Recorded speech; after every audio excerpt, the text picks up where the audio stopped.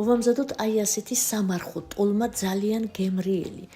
ერთი საშუალო კომბოსტო გავჭრათ შუაზე და მდუღარე წყალში მოვთუთქოთ 5-6 წუთით, ფურცლები უნდა ჩარბილდეს.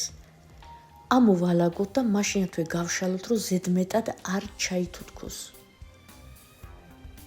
1 ხახვი და 2 პომიდორი დავაბლენდეროთ.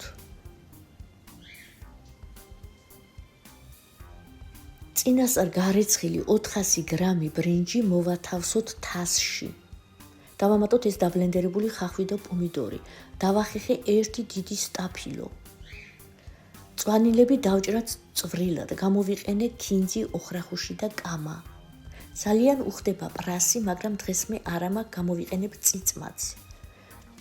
მწვანე ხახვი და წიწმატი დავჭრათ უფრო მსხვილად ვიდრე მწვანილები. ესაც დავამატოთ ბრინჯს. ზემოდან მოვაყარე 1 ჩაის კოვზი მარილი, 1/2 ჩაის კოვზი პილპილი. ხმელი სუნელები დავამატოთ სურვილით, მწარე წიწაკა, ხმელი სუნელი და ხმელი ქინძი დავამატე. 1 ჭიქა ზეთიდან დავასხი, 1/2 აქ, 1/2-ს დავამატებ ქვაბში.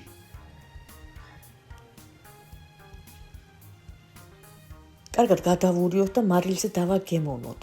კომბოსტოს ფურცლები დავახარისხოთ, მსხვილი ადგილები მოვაჭრათ და საგულეთ ჩავდოთ ჩაის კოვზით. გადავახვიოთ მსუბუქად. მჭიდროდ არ გადავახვიოთ, ბოლოები ჩაუკეცოთ. უნდა გამოვივიდეს პატარა ზომის ტოლმები. მთელი ტოლმა ასე მოვახვიოთ.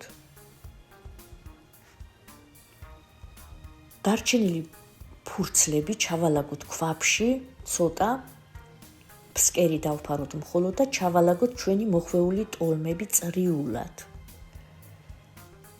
მომდევნო ფენა დავალაგოთ შახმატისებურად. მე გამომივიდა 3 ფენა. ზემოდან მოვასხი მორჩენილი ზეთი. სულ გამოვიყენე 180-200 მლ ზეთი. დავადე 1 ლიმონის ნაჭერი შუაზე გაჭრილი.